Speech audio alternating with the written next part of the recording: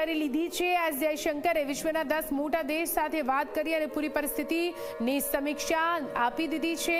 કતારના PM અને વિદેશ મંત્રી એમબી અલથાની સાથે તેમણે વાત કરી। જાપાનના વિદેશ મંત્રી તાકેશી સાથે પણ જયશંકરે વાત કરી છે। ફ્રાન્સના વિદેશ મંત્રી જીન નોએલ બેરેટ સાથે પણ તેમણે વાત કરી। જર્મનીના વિદેશ મંત્રી જોહાન વેડફુલ સાથે પણ વાત કરી। સ્પેનના વિદેશ મંત્રી મેન્યુઅલ અલ્બારેસ સાથે પણ વાત કરી। સાઉદી અરેબિયાના વિદેશ મંત્રી રાજ્યમંત્રી સાથે તેમણે વાત કરી છે।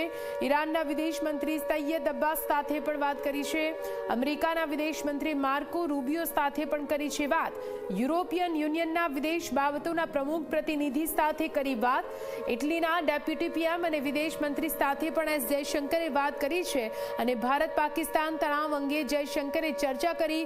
આખરે કયા પ્રકારની પરિસ્થિતિમાં અત્યારે પાકિસ્તાન હવે ભારતના ગામડાઓ, ભારતની સામાન્ય જનતા અને ભારતીય સૈન્યને ટાર્ગેટ કરી રહ્યું છે તેની વિગતો આપવામાં આવી છે।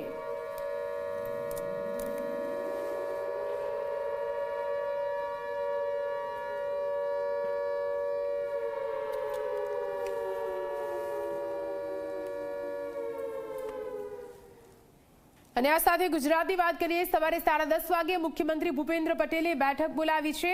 સ્ટેટ ઇમરજન્સી ઓપરેશન સેન્ટર ખાતે બેઠક બોલાવવામાં આવી છે। ગુજરાતના સરહદી વિસ્તારો અને જિલ્લાઓની સમીક્ષા અહીંથી કરવામાં આવશે।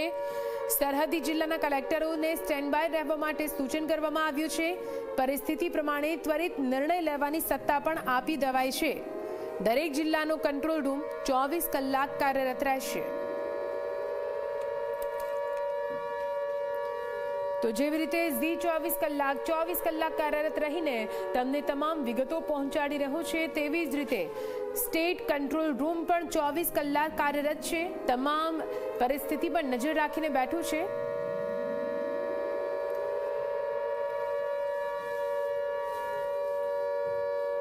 તો ભારત અને પાકિસ્તાન વચ્ચે તણાવભર્યા માહોલ વચ્ચે ગુજરાતની જનતાનું શું કહેવું છે?